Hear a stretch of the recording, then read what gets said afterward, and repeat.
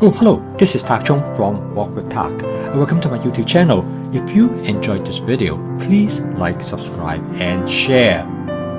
If you are a beginner in stir frying, then you come to the right place because my YouTube channel is designed to help people who are just starting to do stir frying. Because I'm going to show you how to do stir frying by removing all the non-essentials, cutting it down to the minimum that will give you the best results. I want to remove as much obstacles as possible so that when you cook, it is spontaneous, intuitive, practical, and efficient. This dish is extremely simple, and I guarantee that you will find great results. Not only that, this dish is very easy to modify to make adjustments depending on what you have available. This dish is more than a recipe. It is a template. Once you understand the basic steps of this template, you can modify it to create many different variations. Once you understand what works and what does not work, you're quickly able to make changes and substitutions. To help you to understand the template, I'm going to explain the basic steps, what works and what does not work. And once you understand the principles, you will have a lot of options and flexibilities to create the type of dish that you love. In this dish, I use fresh chicken breast to cook with frozen edamame and frozen sweet corn. And if you like chicken, then this dish definitely a dish that you should look into. This dish is very efficient and very practical. The total cook time of this dish is only about 5 to 6 minutes. This dish provides great flavor as well as great nutritional values that contributed by the frozen edamame and the frozen sweet corn. The chicken used in this dish is not as a main ingredient, rather it is an equal partners to the frozen vegetables.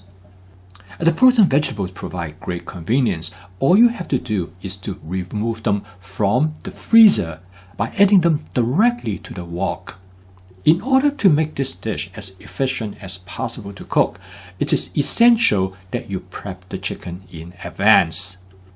The process is very simple, but it might seem tedious to you because you have to cut up all the chickens after you bring them back from the supermarket. The time spent is most worthwhile. By spending about 1 hour to prep about 5 pounds of chicken, you will have chicken enough for 10 meals. The idea is very simple. You cut the chicken in advance into thin slices that are ready to be used in stir frying. I freeze my chickens in 8-ounce portions in Ziploc sandwich bag. By pressing out as much air as possible from the Ziploc sandwich bag, you can freeze the chickens in such a way that it will have the greatest surface area. Using this approach, you can thaw out a bag of frozen chicken directly from the freezer in a bowl of lukewarm water in about 10 minutes. This is a tremendous convenience, not to mention the flexibility that allow you to have chicken anytime you want. Just imagine you can go from the freezer to the wok in only 10 minutes. So okay, let's go into the kitchen and I'm going to explain to you how I cook this chicken dish. I'm going to cook this dish in my Cuisinart 14-inch stainless steel wok. In this video, I explain why I prefer this wok over other woks. This is probably the most flexible wok for you to have in the kitchen because it is possible to carry out other type of cooking functions. But for stir frying, most of the wok will work well. You can use whatever woks that you have in your kitchen to cook this dish. In the future, when you're ready to move to a different level of stir frying, then I will recommend you to get a stainless steel wok. A wok that without non-stick coating that you can season it to create a non-stick cook surface. This type of wok will not be scratched, so you can use a stainless steel wok spatula that are designed specifically for the purpose of stir frying. After I heat up the wok for about 30 to 45 seconds, I add 2 tablespoons of canola oil. Personally, I prefer canola oil over other types of cooking oil, and I explain the reason for this preference in this video, which you can take a quick look at. In fact, you can use almost any cooking oil that is available to you, particularly cooking oil with a relatively high smoking point. There are 2 cooking oils I would advise you to avoid, and that is sesame oil and extra virgin olive oil. Both of them are not suitable for stir frying because of their low smoking point. If you are using a wok without non-stick coating, then you should follow these steps, which I call it spot seasoning, to season the wok before the cooking session. It is a very simple procedure. All I do is that I heat up the oil until they start to smoke gently. And then I either turn down the heat or turn off the stove completely, and I let it smoke for another 15 seconds. And this is time when the wok is being seasoned. I call this method spot seasoning because you season the wok right on the spot before you start to cook. And you can learn more about this method by taking a look at this video. Okay, now we are ready to cook. I add about 8 ounces of chicken to the wok. I coat the chicken with 1 tablespoon of cornstarch and also with some seasoning. You probably can use any seasoning that you have on hand. It really makes not a whole lot of difference. Coating the chicken with cornstarch will improve the flavor of the chicken. The cornstarch protects the chicken from heat and keep them moist and tender inside each piece of chicken. The seasoning will give the chicken some flavor, and you can decide what type of seasoning that you want to use, depending on what type of flavor that you enjoy.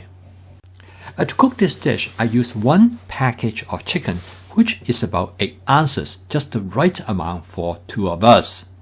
As you notice here, the chickens are thinly sliced. This will allow them to cook rapidly.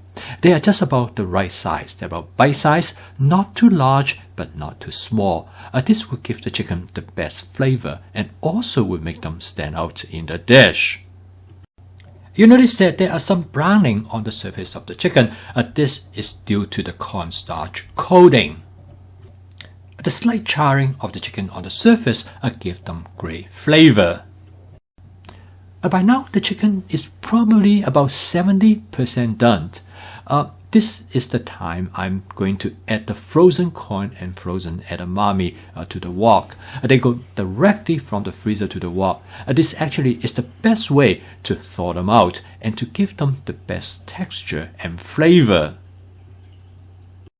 And by stir frying them in the wok, this allows them to thaw out gradually. And this is probably the best way to maintain the flavor and texture of the frozen vegetables. And next, I'm going to season the dish with my basic seasoning mix. I assembled this seasoning mix with the sole purpose that is to enhance the natural flavor of the ingredients, particularly vegetables. You can take a look at this video if you would like to learn more about this seasoning mix. But you can season the dish any way that you feel like it. And next, I season the dish with a combination of 2 tablespoons of oyster sauce with 1 tablespoon of hoisin sauce. This is followed by 1 tablespoon of Panda Express orange sauce. This seasoning strategy is probably the most efficient as well as practical seasoning approach. As you notice that I do not use any garlic or onion in cooking this dish. And I also do not use salt, soy sauce, or sugar. The reason is simple because all of these seasoning ingredients are already present in these sauces. And this is the reason why cooking this dish is practical, simple, and effective. Oyster sauce and hoisin sauce are probably 2 of the most frequently used sauce in Asian cooking, not just in Chinese cooking, but in other type of Asian cookings as well. By varying these two sauces in their ratio, you can create very distinctive profile for the dish. Here I use a 2-to-1 ratio, but you certainly can choose other type of ratio as well. The Panda Express orange sauce provides another dimension to the flavor of this dish because this sauce is more sweet. And once you become familiar with the flavor of these sauces, you can become creative. But for simplicity, when you use these three sauces, you will create a flavor that is unique and amazing. And this is what I call flavor chasing. You continually chase after the flavor that you love and enjoy. If you are just learning to stir frying, this is a great dish for you to try out. Simply because it takes very few ingredients to make this dish and it creates great flavor. And if you like chicken, the first step is to prep some chicken so you will have them available for several weeks. This not only will make quite a number of meals for you, but it will also give you the opportunity to experiment, trying out different things and finding the flavor that you really enjoy. If you enjoyed this video and find it useful, please subscribe to my YouTube channel.